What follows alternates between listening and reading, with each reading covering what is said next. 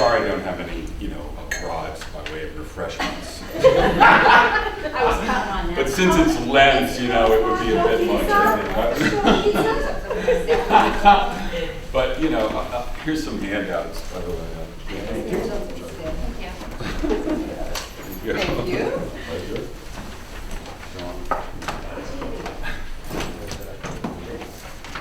Dwight? Yes. I'd leave it 12 minutes. Oh, No yeah. matter what you I say, think whether we I may like be it or done by not. 12:30, actually. I just have a few things I want to say. The main thing I'm interested in is trying to field questions from you all, actually, because I just think it's a fascinating, interesting process. There's no question, I think, but that the Pope is, he's probably the most prominent moral leader or something in the world, right? Just by virtue of heading up the Catholic Church, which is a billion strong, or strong or not so strong. But I thought we could sort of focus on the rules of the conclave. I passed out a handout here, which is kind of a nice schematic that was put together actually by the Washington Post and published on Sunday. But it's a kind of a nice little summary. One of the things about this process is it's extraordinarily colorful from a kind of artistic and historical point of view. The rules of the conclave are basically spelled out in what's called an apostolic constitution that was issued by Pope John Paul II in 1996, drawing on almost 1,000 years of experience with the College of Cardinals. Basically, the College of Cardinals was instituted in 1059, so almost 1,000 years ago, as basically a way of regularizing the election of the Bishop of Rome, who's known as the Pope.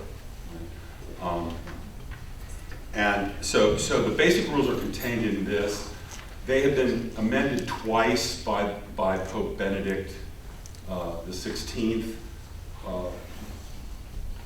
basically to eliminate a kind of provision that had been inserted in there by John Paul II, which was the idea that if after 30 or more ballots took place, there was still no 2/3 majority for Pope, that then the rule would switch and become mere majority. Pope Benedict has restored the traditional rule, which is you always need 2/3 majority of the cardinals, the voting cardinals, to be elected Pope. And then a couple weeks ago, or less than a couple weeks ago, before leaving office, he amended the rules again, basically to allow, there are some minor things, but basically to allow the cardinals to move up the date for starting the conclave, because basically the rule is that once there's what's called sede vacante, which is basically an empty chair of St. Peter and there's no Pope, which is the situation since February 28th, the rules require that at least 15 days transpire. Between 15 and 20 days, the election has to start. Okay?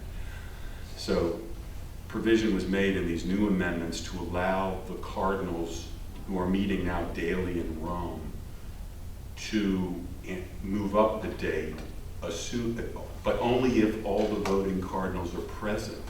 So far, basically, the rule is if you're a cardinal who is not turned 80 by the day of the beginning of Sede Vacante, right? So as of February 28th at 8 p.m., if you hadn't turned 80 yet, you can vote in the conclave, right?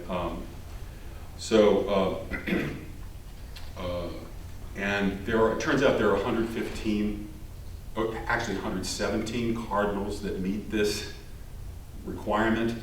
Under church law, the maximum can be 120, right? Under the Code of Canon Law, the maximum voting cardinals is 120. We have 117. There are actually going to only be 115 present because you probably read about the Cardinal Archbishop of Glasgow, who has not just resigned his bishopric, but also announced he's not going to participate in a conclave because he was sort of caught with his pants down. And the other one is a cardinal from Indonesia, who I guess is 78, but apparently his his health is so bad that he has announced he's not going to be in the conclave. So that means there are 115 voting cardinals, and 2/3 of them is 77, so that's basically the number that is required to elect a pope.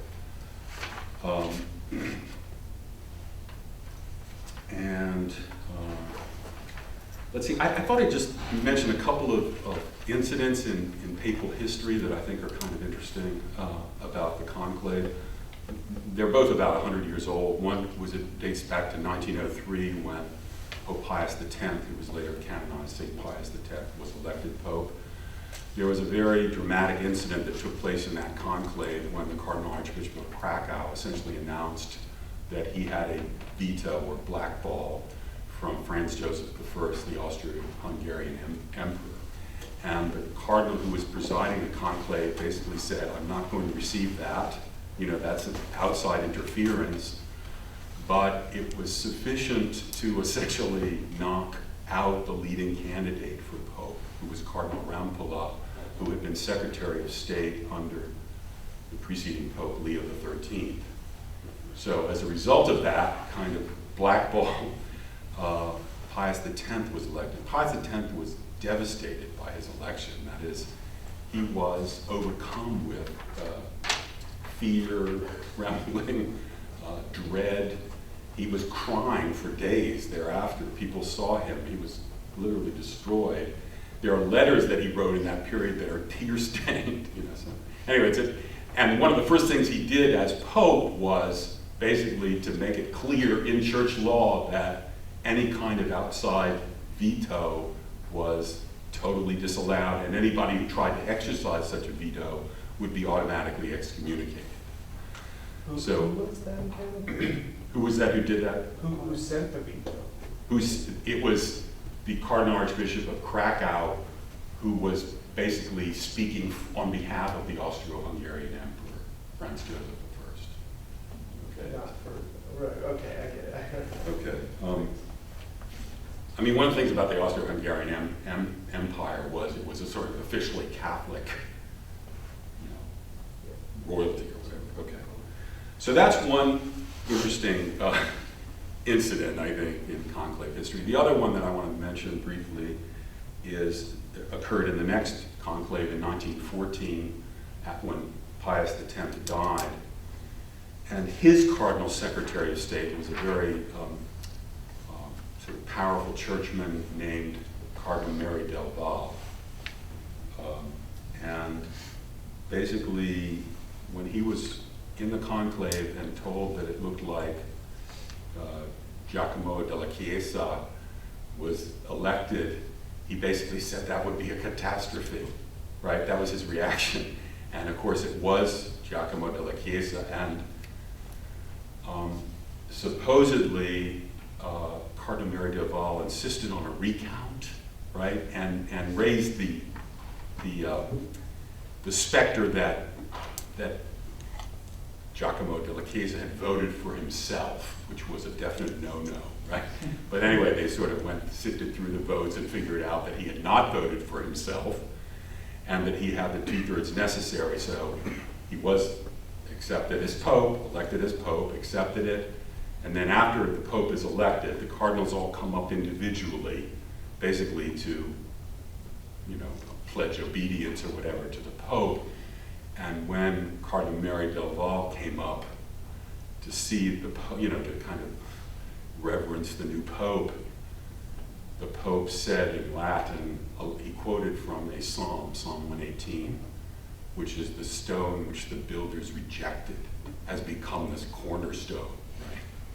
And without missing a beat, Cardinal Mary del Val in perfect Latin gave the next line of the psalm, which is, by the Lord has this been done, and it is marvelous in our eyes, right? So, but one of the things that happened in that conclave was that I think it was scheduled like 10 days after Pius X had died, and the American cardinals, specifically Cardinal Gibbons of Baltimore, Cardinal O'Connell of Boston, and I think the Canadian cardinal from Quebec were basically on a ship headed for Rome. So they missed the conclave, right? I mean, part of the thing is, you know, really the only, or the most important thing about a cardinal is that you're able to vote in the papal election, but they had missed it. So as a result of this, really, I think you got the rule that at least 15 days have to pass first, before the conclave can meet, or for that matter, even with Benedict saying they can move it up, but all of them have to be there. As of today, the cardinals meeting in Rome, 110 of the 115 were present. So until the 115 are present, they cannot accelerate the date. So to me, this is looking more and more like we're going to have a later conclave, like March 15th. The latest can be is March 20th. I don't mind that because it turns out I'm going to be in Rome in Holy Week talking to some students. And so my hope is actually to be in St. Peter's Square when the white smoke comes out. And it would just be such an interesting moment to be there. And anyway, so I guess I could go on and just yak and jabber away, but I'd rather have questions. Yeah, Sean. Do you think that most recent rule had been instituted requiring that 15 days pass so everyone shows up, so maybe all the European bishops don't just hurry up and try to vote before everyone else shows up? Well, that's an interesting dynamic, actually. It appears what's happening now is the Roman Curia cardinals and the Italian cardinals are all sort of pressing to have it done very quickly, whereas the cardinals who are coming from abroad are basically dragging their feet because they want more time to meet the other cardinals and essentially weigh their options. One of the things that happens in the conclave is, it's not, it's not like a convention, right?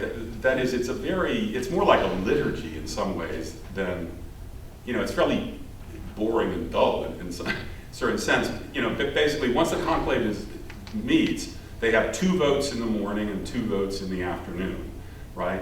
But there's no floor speeches or anything like that. They just vote.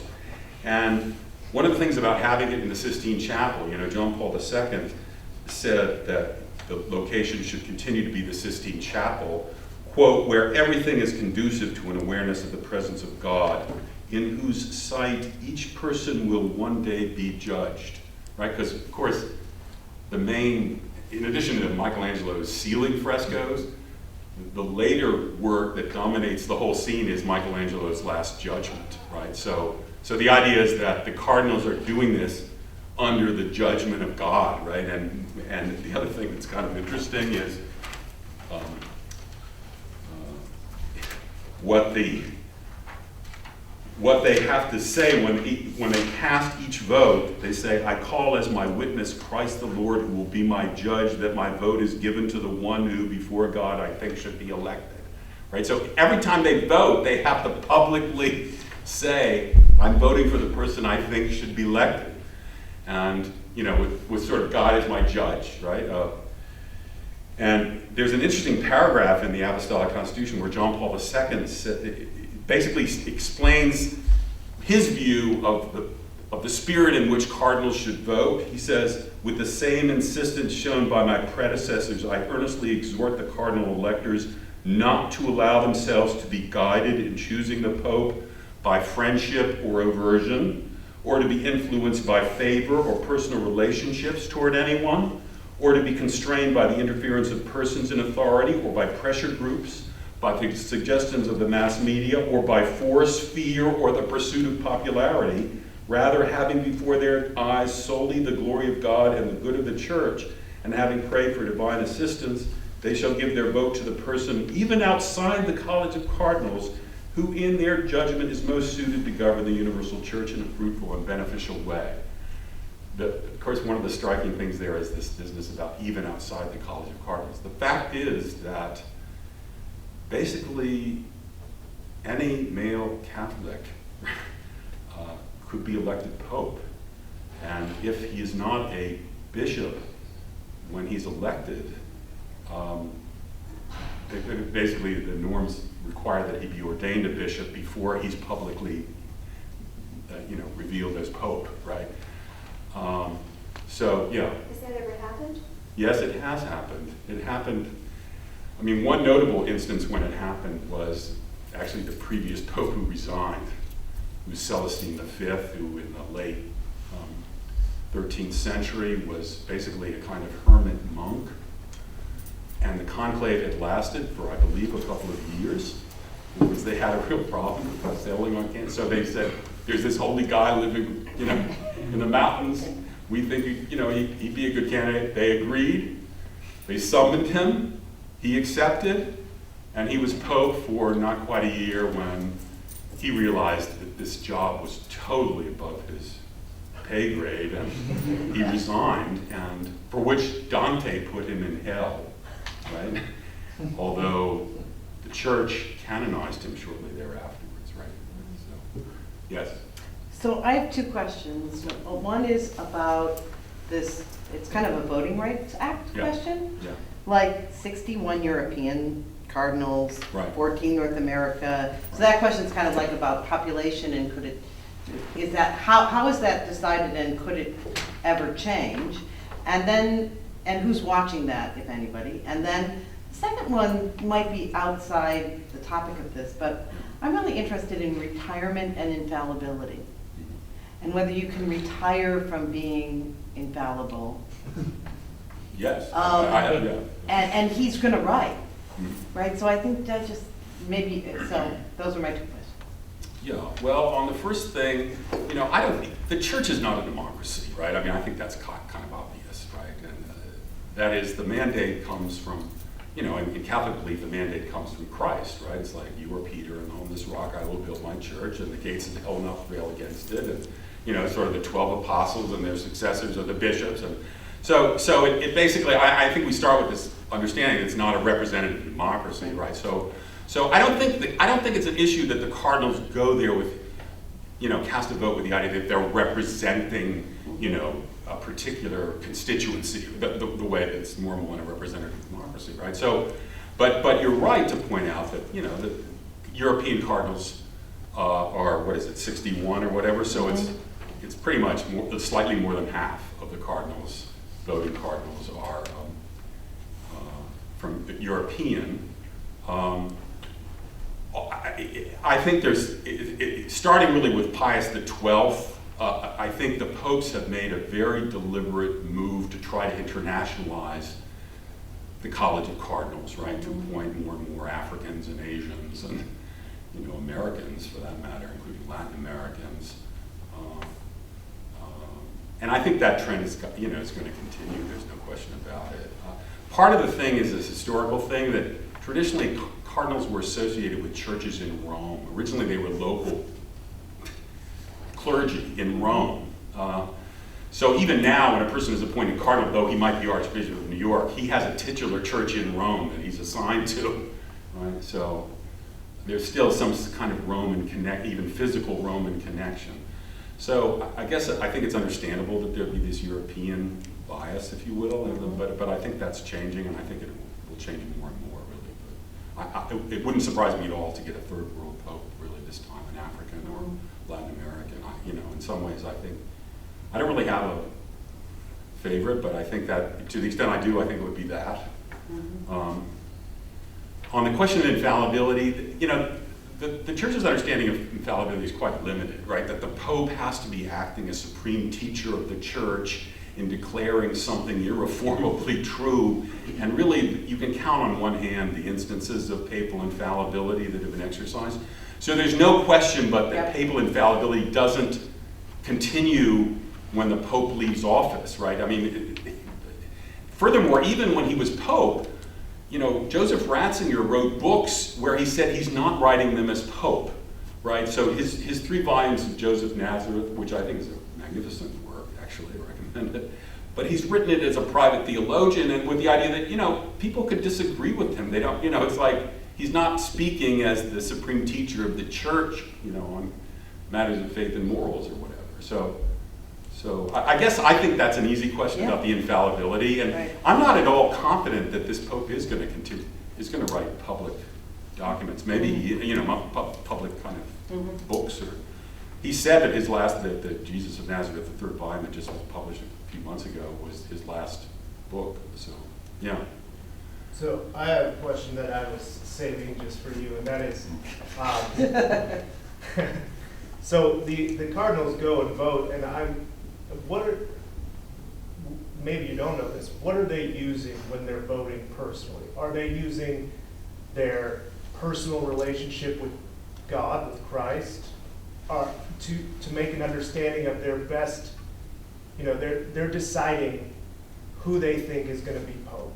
So are they deciding it based on their knowledge of the person, and their knowledge of canon law? I would say it depends. I mean, in Is other it words- all those things? Is it? Well, yeah, I mean, ideally, I think what John Paul II says, should be the attitude of cardinals when they vote, that is without personal, considerations of friendship or aversion, right? Solely voting for what they think God wants and is for the good of the church.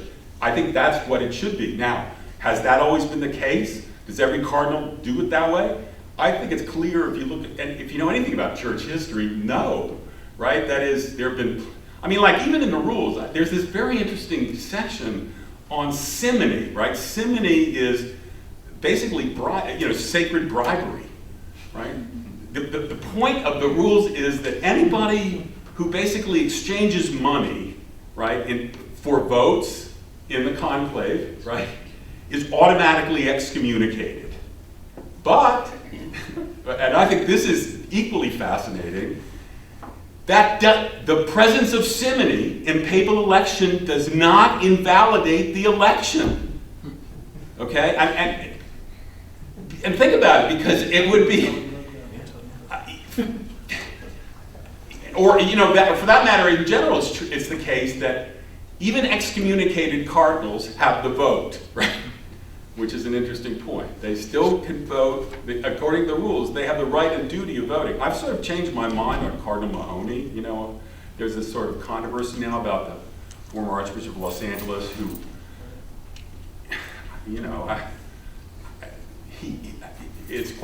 it's become clear through the release of court records and internal church memos that this guy was a first-class kind of cover-upper of priestly sexual abuse and effectively an enabler, such that the new Archbishop of Los Angeles has essentially said that Cardinal Mahoney no longer has any public function in the Archdiocese of Los Angeles. Nonetheless, he's a cardinal under 80, and he's going to, he's in Rome now to vote in the conclave, right? And originally, there's a lot of call and indignation in the media about this, and calls for him not to vote, and I guess, even though I'm quite sympathetic to that view of Mahoney, in other words, I think he's awful, at the same time, I recognize I think it's right that there not be outside pressure on, if somebody has the legal right and duty to vote, then, it's like that should, unless and until he has been stripped of being cardinal, he should vote, I think. But even though I'm quite sympathetic to the guy who's saying this guy's awful, right? In that regard, I think there's a very interesting quote from Joseph Ratzinger from before he was Pope. He was asked on Bavarian television in 1997 if the Holy Spirit is responsible for who gets elected. This was his response: "I would not say so, in the sense that the Holy Spirit picks out the Pope.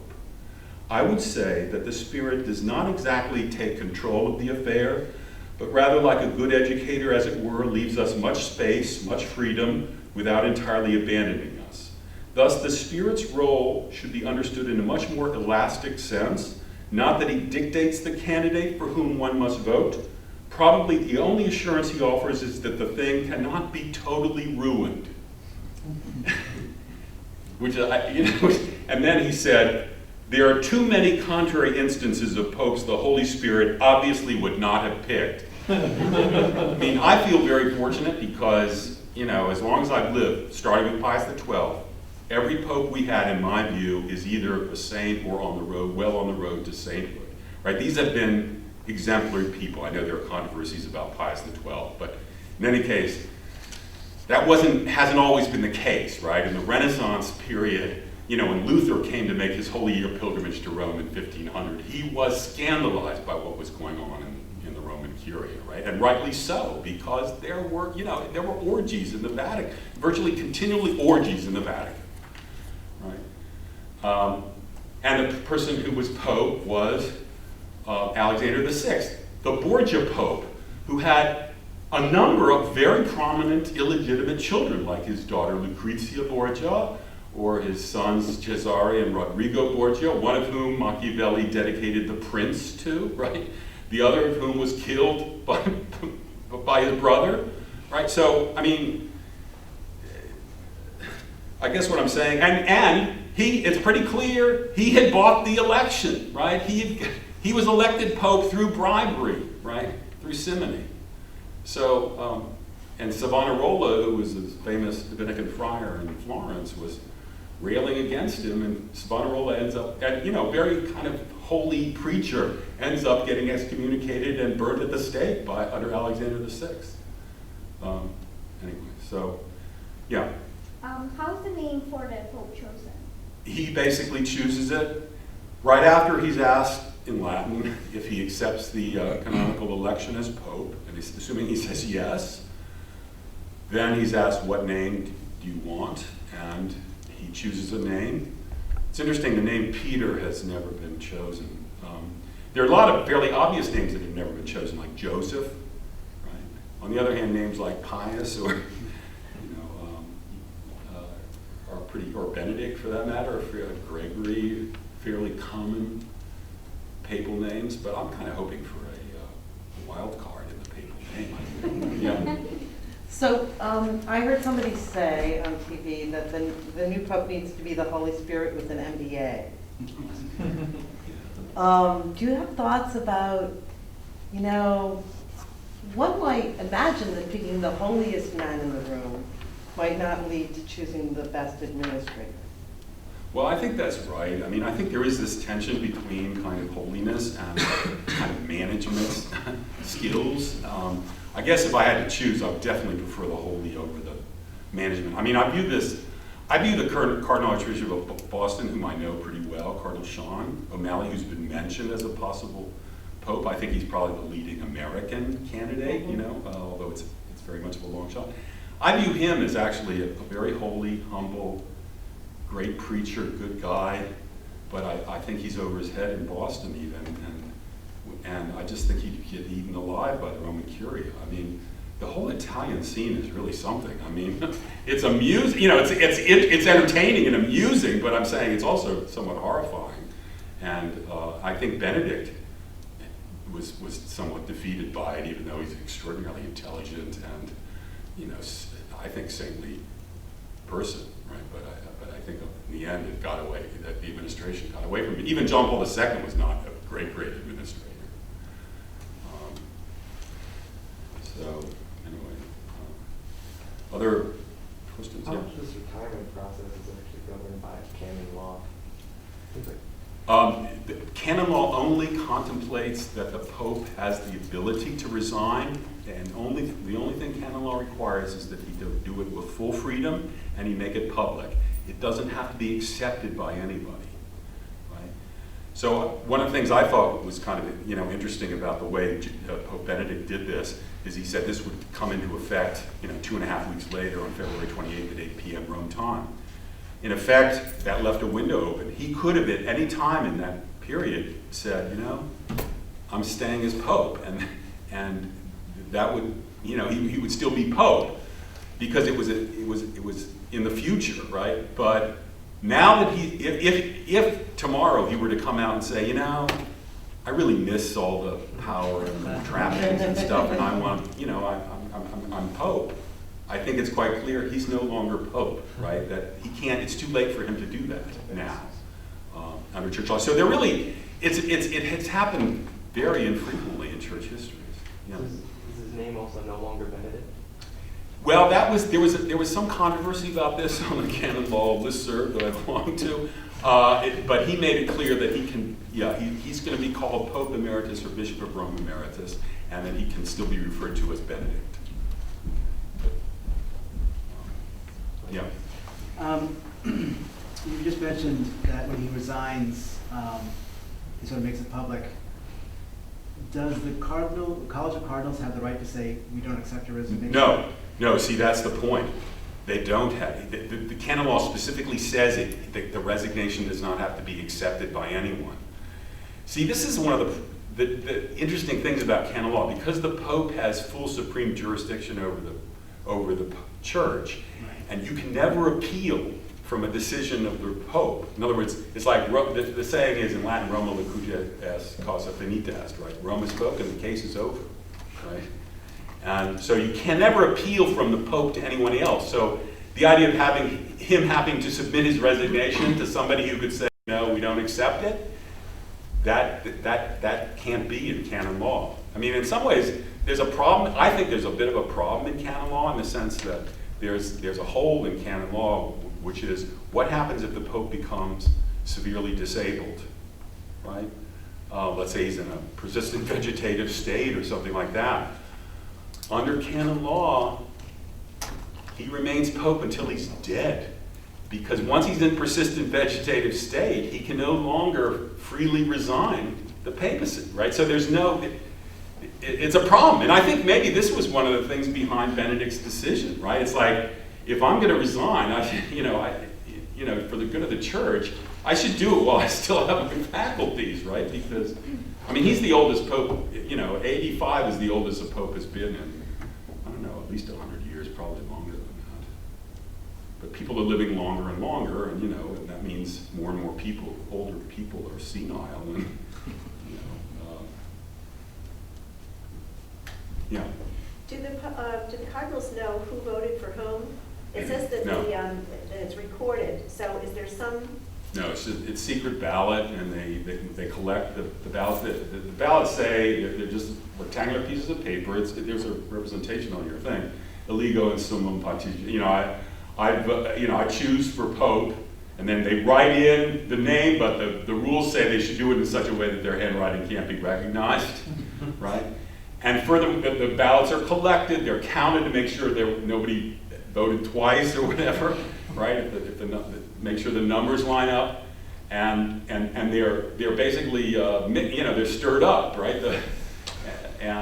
Before they're counted, and then as they count them, there's this whole sort of interesting ritual of basically opening these things in the presence of 3 cardinals and reading the name, and basically once you've counted a vote, you stick a pin and a needle through the eligo language on the ballot. So you basically get a string of these ballots with the idea that once the ballot is over, it's either, they've had the 2/3 and somebody's now Pope or not. The ballots are all then just taken and burnt in a stove that dates, I think the stove they still use is from 1939, which was the election of Pius XII. And then there's this whole interesting thing about the white smoke and the black smoke. They add chemicals basically to the ballots to try to signal to those outside whether there's a new Pope. The problem is this has been a very inexact science, which is classic Italian efficiency, So there's always this big question, you have these thousands of journalists and cameras focusing on this chimney, this ancient chimney to see. The last time they supposedly were going to simplify matters by saying that the big bell at St. Peter's would start ringing, right, if the Pope had been elected. But just through cross signals, right, it was a comedy of errors, so it wasn't until quite late that the bells started ringing. So there's this moment of uncertainty. So hopefully this time it will be more, clearer, but, this is always a comical thing. But on the other hand, there is something the whole ritual is kind of, I don't know, it's riveting in a way, Even though the other thing that is very interesting about the conclave, the whole idea of conclave is, it's with a key. That is, the cardinals are locked in.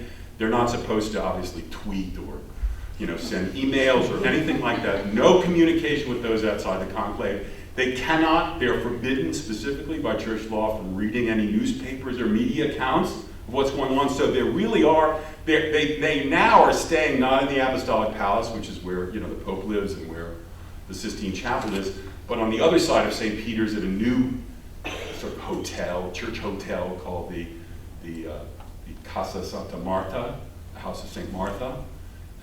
But they get ferried every morning, an evening in a bus, that takes them from there to the Sistine Chapel, right, to vote, and nobody is allowed to say anything to them. So they're like jurors, I guess, in some high pressure, situation, and anyway. And then they all take oaths of secrecy, they violate the oath of secrecy, automatic excommunication, right? The only way they're supposed to reveal what happened is if the new pope specifically gives them permission, right, to say what happened. Other questions? Yeah, David? How much politicking do you think goes on? Yeah, that's an interesting question. I think some does, obviously. The rules prohibit any talk of the new pope among cardinals until sede vacante, right? So like, cardinals were not allowed to confer with each other on the new pope prior to February 28th at 8 p.m. So they do that, now they're doing that.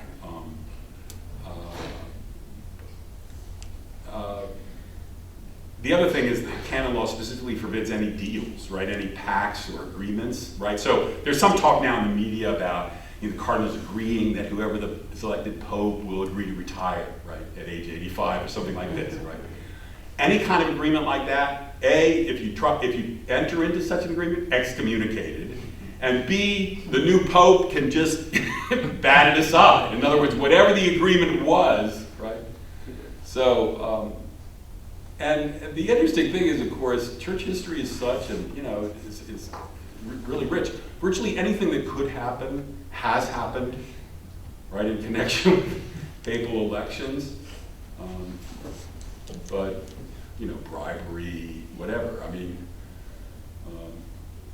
so it's pretty interesting to read about. It makes pretty interesting reading, actually, reading the rules and trying to think why that strikes me as kind of funny, or unusual.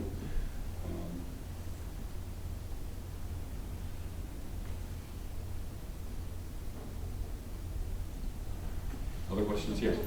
Is there an average amount of time of how long it takes for the voting to take place? I mean, hours, days? I mean, I know it's much Lately I different, think the conclaves in the past century or so have all been a week or less, right? The rules do say, interestingly enough, that after about a week of voting, if they still haven't been able to reach 2/3, what happens is that then the two leading vote getters at that time are put in a kind of runoff, with they themselves being disqualified from voting.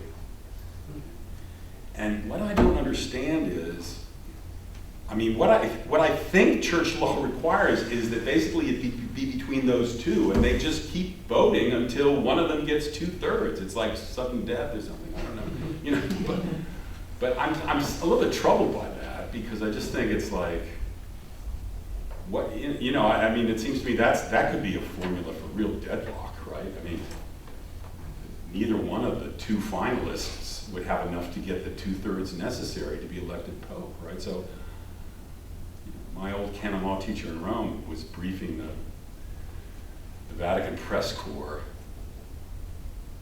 in the past couple weeks on rules for the conclave, and he basically said his view was that if then they couldn't elect under the new thing, they go back to square one. But it appears that Benedict in his new rules doesn't allow for that, right? So anyway, it's an interesting conundrum, I think.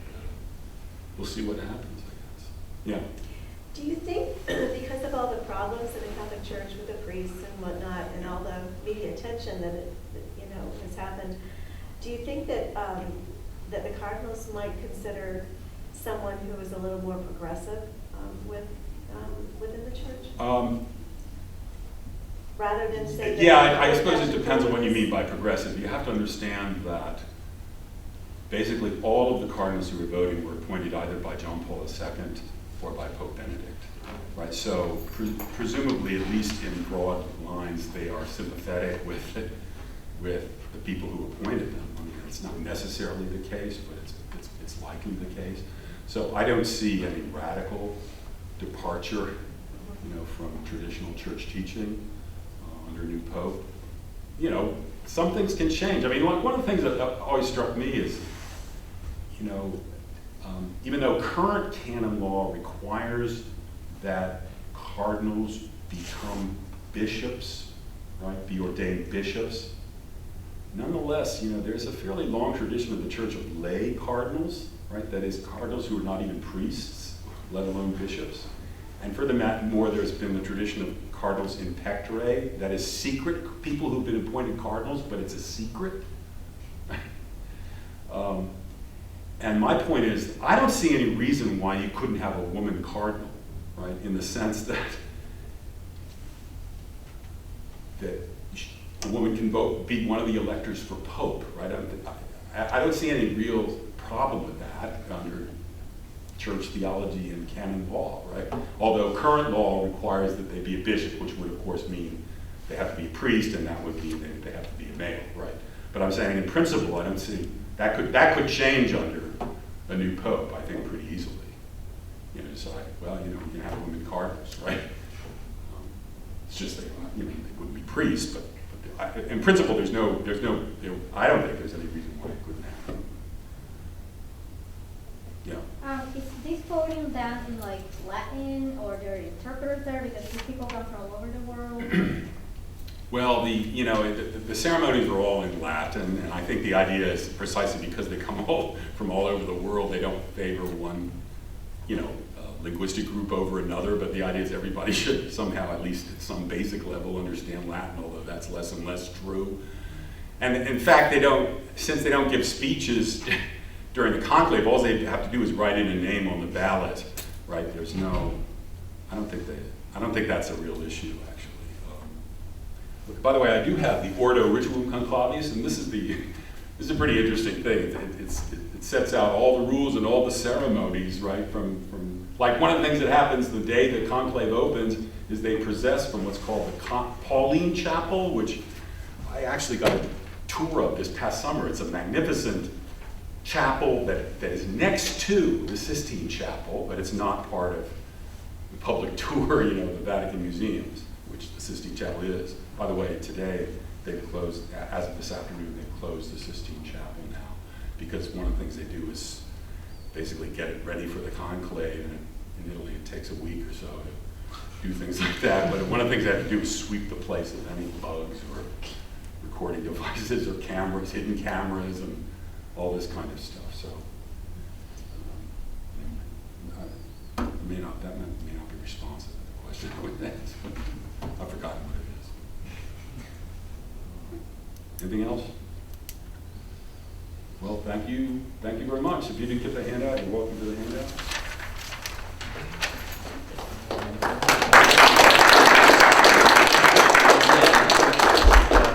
This, by the way, tells you that there's a section here on what to do if the person who's elected is not in the conclave, right? But basically, a deputation of the cardinals have to go to him and summon him to Rome, but the whole thing has to be done without the media knowing about it. The last time this happened, though, was 600 years ago. Yeah.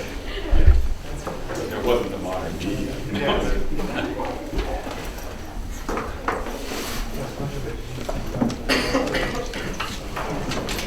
Oh, yes, yeah.